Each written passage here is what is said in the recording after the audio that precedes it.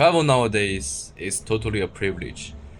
People from the countries have a strong passport, can travel freely with no stress, no stress about the visas, the denying of the visas.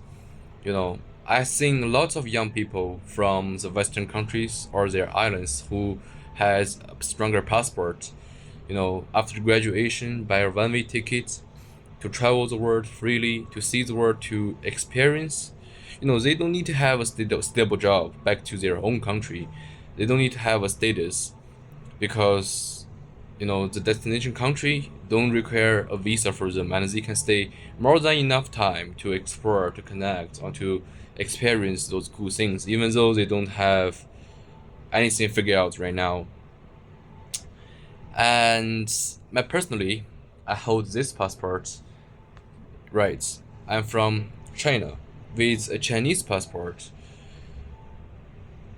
I mean, half of the world, banded me to get into. Even I just, my purpose is just to be a genuine respected traveler, to experience, to connect, to see how people actually live, to be an influencer for young people to have the hope to, to be brave, to be themselves, to see the world because you only live once. Most of the Chinese people. So you might say on the internet, you see China as a superpower, compete with US in technology fields, different kind of fields, but young people nowadays in China, they really living like most of them living, their life, they don't know the meaning, living like a slave.